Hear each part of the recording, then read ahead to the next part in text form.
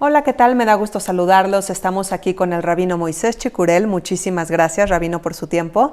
Y estas son las preguntas incómodas al rabino. ¿Están listos? Empezamos.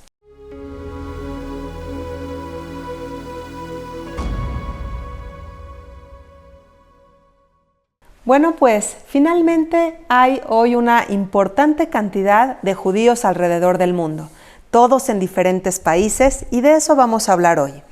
Para empezar, rabino, no todos los judíos provienen del mismo lugar, se diferencian, se dividen con respecto a de dónde vienen. ¿Nos podría decir un poco, pues, de qué trata esto de judíos ashkenazim, sefaradim? Incluso hay una subdivisión por ahí que son los judíos mizrahim. ¿De qué se trata todo esto? Bueno, realmente, como siempre, es un gusto poder platicar contigo, Nadia. Y hoy estamos tocando un tema que nos va a abrir muchas cosas nuevas. Vamos a atrevernos a aprender un poquito de nuestra historia y a examinarla también un poco. Porque, bien dices, todos tenemos la idea de que, habemos muchos judíos en el mundo. Y quizás tenemos esta idea central de que existen los judíos europeos, ashkenazim, y los españoles, sefaradim, o los orientales, pero nos podemos dar cuenta a través de la historia que realmente esto es mucho más amplio. Quizás comenzaría por darnos una idea de que la dispersión del pueblo de Israel realmente se comienza a dar desde la dispersión en la época del primer templo, con la conquista de las 10 tribus del norte, las 10 tribus de Israel, y después con la conquista de las tribus de Yehuda y Binyamin. Entonces ahí es donde empezamos a encontrar fuera del territorio de Israel judíos o hebreos que continúan cuidando la Torá, que empiezan a mezclarse con los pueblos de alrededor. Sin embargo, yo creo que una vez que regresa Israel a construir el segundo templo y se da el encuentro con Occidente a través de la conquista en la época helenística de Alejandro, entonces este es el crisol de todas las naciones, incluyendo el pueblo judío. Entonces, así como hay un contacto entre las ideologías, entre la filosofía de Oriente y Occidente, también a nivel de creencias, hay muchas personas que adoptan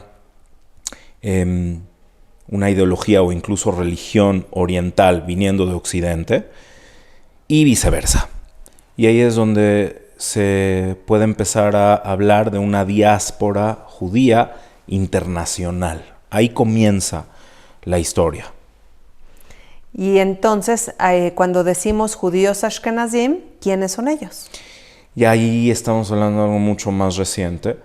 Pero bueno, realmente decir que un judío es ashkenazí o sefaradí es simplemente, estamos simplificando. ¿Okay? Vamos a hablar de que hay un rito central ashkenazí. Ashkenaz en hebreo se refiere a uno de los hijos de Yefet. Cuando se divide el mundo en los 3 hijos de Noah, uno de los hijos de Yefet se llama Ashkenaz. Y después, conceptualmente, se le llama a la zona que hoy en día sería Alemania, ciertas partes de Francia, Austria. A esta zona geográfica se le conoce como Ashkenaz, pero no porque hubiera una certeza que los hijos originales de Yefet fueron hasta esas tierras, sino que esto se suele dar sobre todo en el principio de la Edad Media, donde se le empieza a llamar a lo que hoy en día llamamos Ashkenaz. Sin embargo, está toda la parte de Europa oriental que propiamente no era Ashkenaz. Entonces, también ahí existen ciertos ritos judíos que, si los trazamos en la historia, nos vamos a dar cuenta que muy probablemente pueden provenir de la tradición del Talmud de Jerusalén, el Talmud Jerosolimitado. Tenemos un libro muy interesante que yo recomiendo mucho, que se llama, en español se llama Jerusalén, la biografía.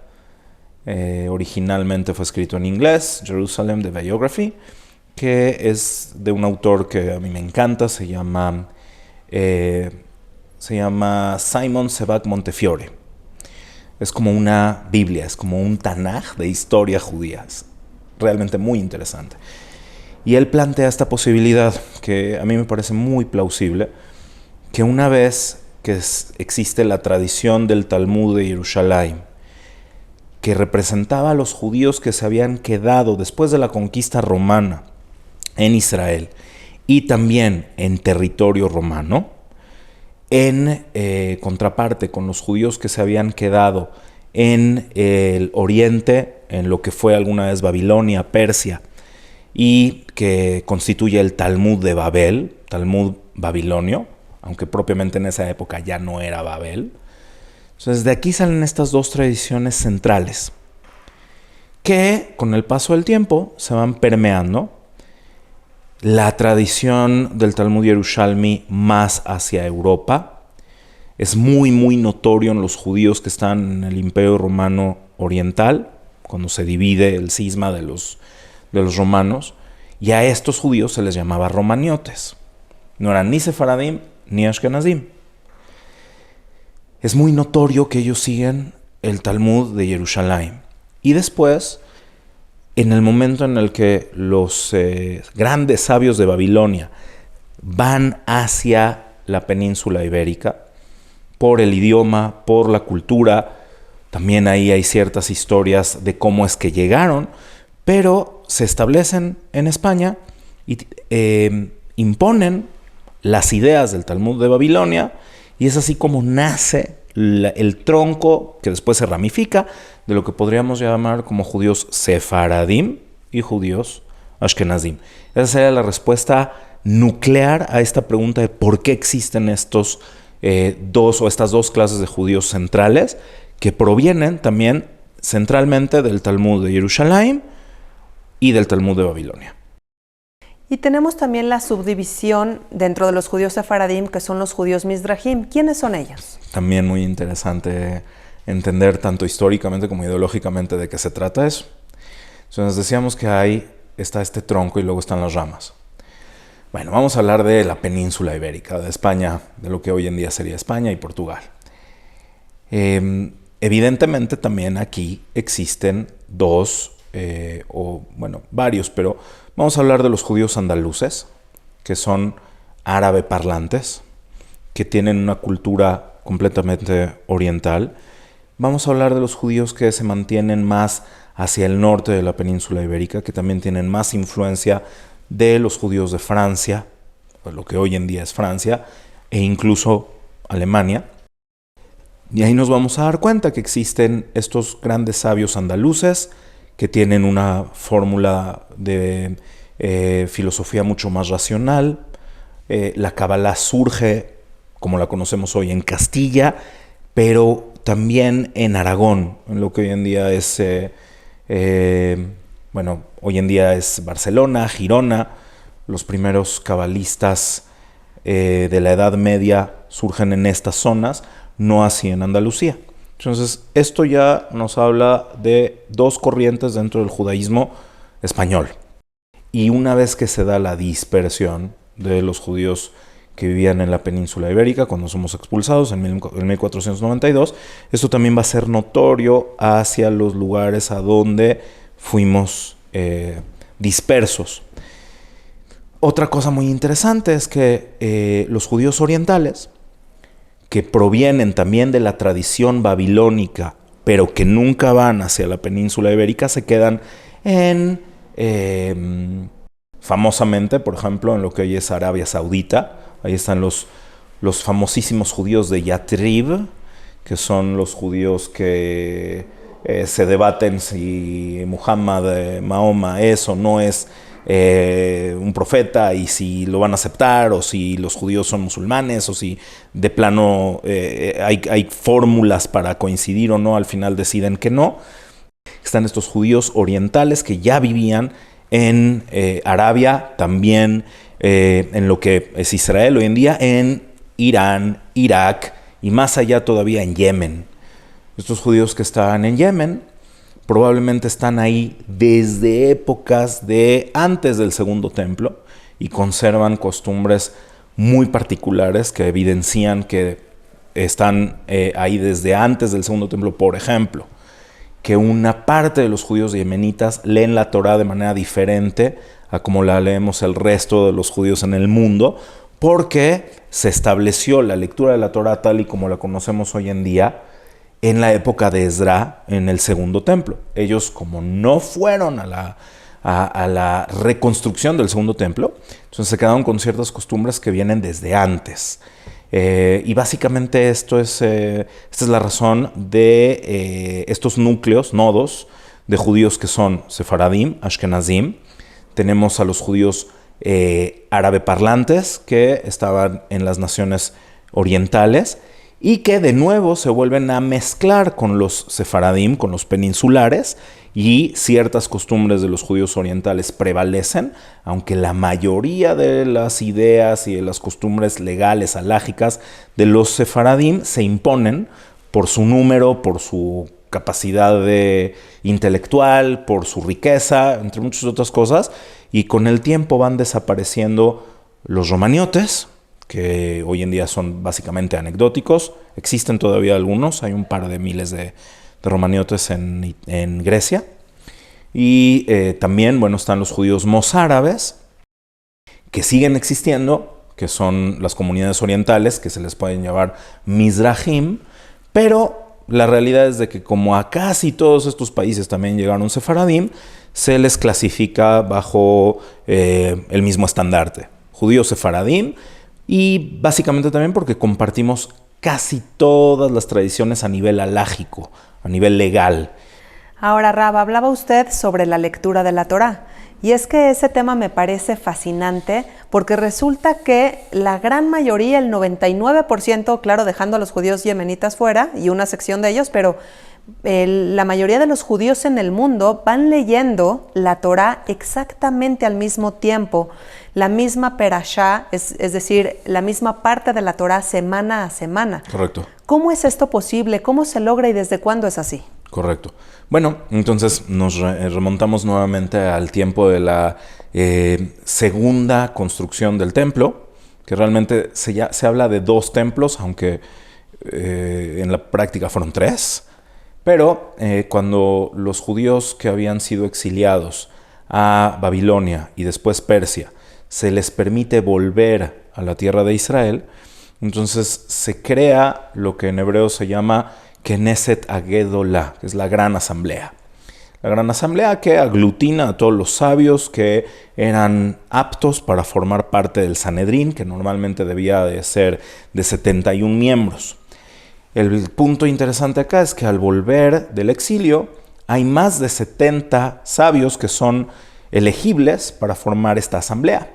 Entonces se decide que por única vez, en vez de hacer una asamblea de 71 sabios porque era imposible discriminar quién sí y quién no, se hace una asamblea de 120 sabios, que es el gran Sanedrín, la gran asamblea, liderada por Ezra, que se le llamaba el Sofer, el escriba, y él y esta asamblea hacen varias leyes que permean hasta hoy en día. Entre otras fue la lectura de la Torá 3 veces por semana, los lunes, los jueves, que también estos días de lectura de la Torá existiera un bedín o un tribunal rabínico en cada lugar de mercado para que pudieran juzgar o hacer acuerdos en temas económicos o en cualquier tema legal.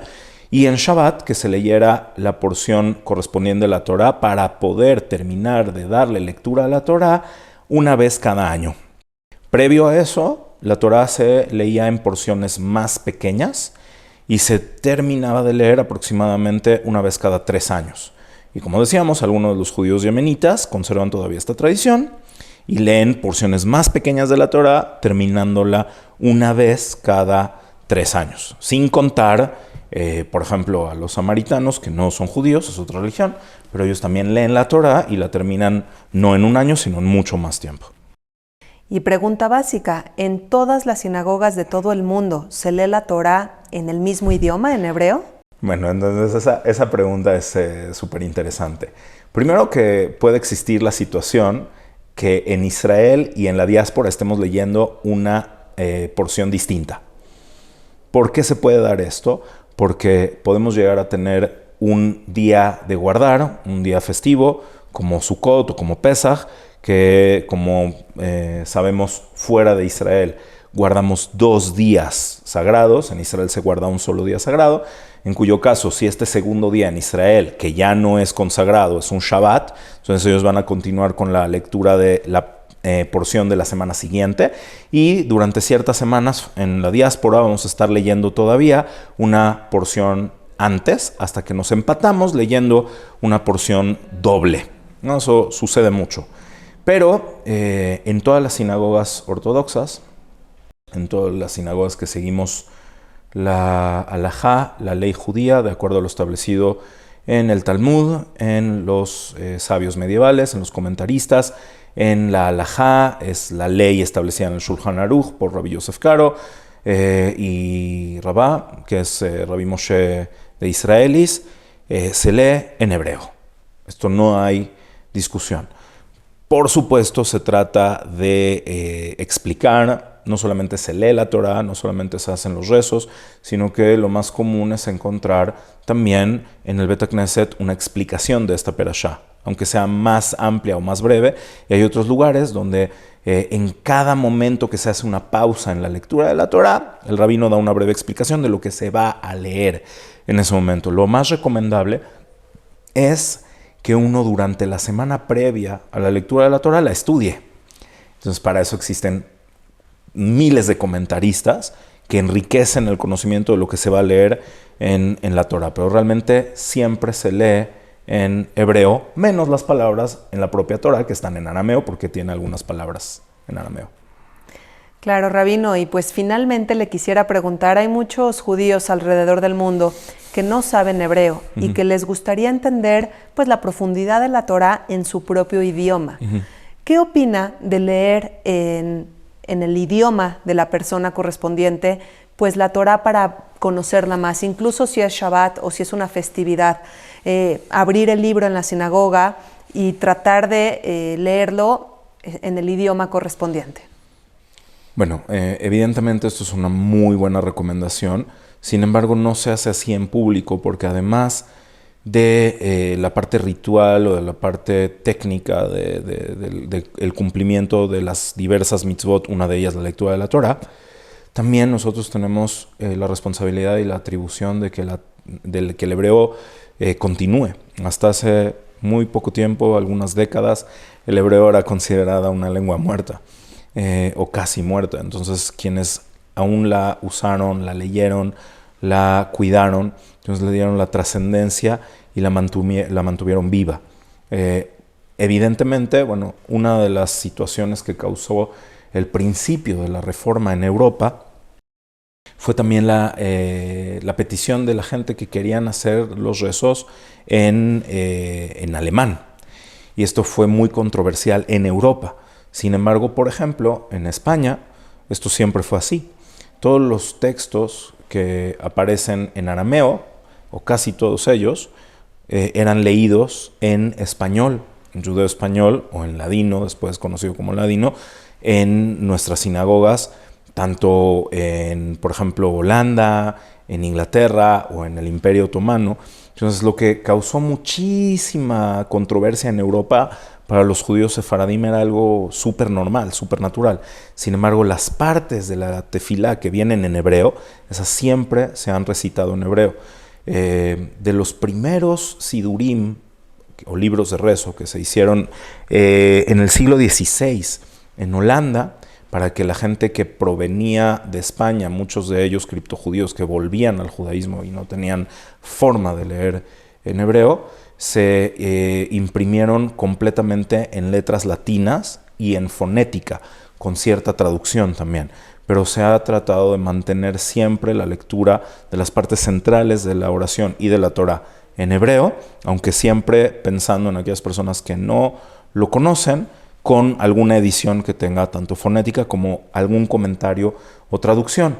Pero que quede claro que así lo establece Maimónides, el Rambam: si uno quiere y necesita leer su rezo en cualquier idioma, es igual de válido y uno cumple perfectamente con la mitzvah, y es por eso que, por ejemplo, en una edición que hicimos de un pequeño sidur para Birkat Hamazon, para la oración que se dice después de comer, o la Agadá de Pesach, pusimos el español de tal manera que las personas que lo leen en español cumplen también con la mitzvah de estas oraciones.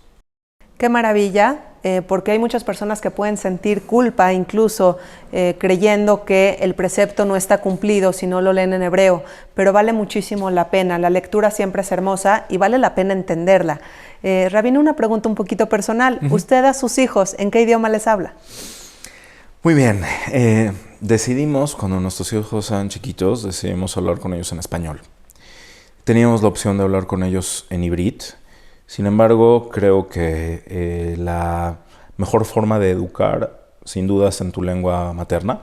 A pesar de que yo viví muchos años en Israel y que hablo un hebreo completamente fluido, e incluso en su época había personas que no me creían que soy de México, por el hebreo como lo pronunciaba, sobre todo en aquella época, decidimos educar a nuestros hijos en español. Pero mis dos hijos, varones, todavía mi hija chiquita llegará el momento que tenga esta oportunidad, han ido a Israel a estudiar. Y ahora que ya fueron y aprendieron algo de hebreo, ahora que ya están acá, hablo con ellos bastante en hebreo para que no se les vaya olvidando lo que ya aprendieron. Y cuando nos sentamos a estudiar, estudiamos en hebreo. A veces traduzco, a veces un poco más, a veces un poco menos, pero para que ellos ya puedan tener el conocimiento del hebreo en su vida cotidiana. Y bendito Dios, nos salió bien, hablan español, inglés y hebreo. ¡Qué maravilla! Pues entonces, para presumir un poquito de este hebreo, ¿qué le parece si cerramos la entrevista usted directamente a la cámara con un bonito mensaje en hebreo? Ok. ¿Subtítulos? Sí, ¿Se van a poner subtítulos? Vamos a pedirle al productor que nos ponga subtítulos. אני חושב שמה שאפשר להגיד עכשיו לגבי הלימוד של היום, זה שאנחנו צריכים להמשיך עם המסורת שקיבלנו, לדעת מאיפה אנחנו באים, ולדאוג שהבנים שלנו ידעו את ההיסטוריה שלנו וידעו את המסורת שלנו, כדי שהם יקבלו על עצמם גם את האחריות להמשיך לדורי דורות, וככה עם ישראל יישאר תמיד נאמן לתורה, למצוות, ולא רק זה, אלא שגם מבחינה רוחנית נוכל להיות באמת מקושרים לקדוש ברוך הוא, לאחינו בכל מקום שהם, לכל העולם ולעצמנו בפנים. תודה רבה. תודה רבה, רב. Kol hakavod, Am Israel Chai, y nos vemos en la próxima.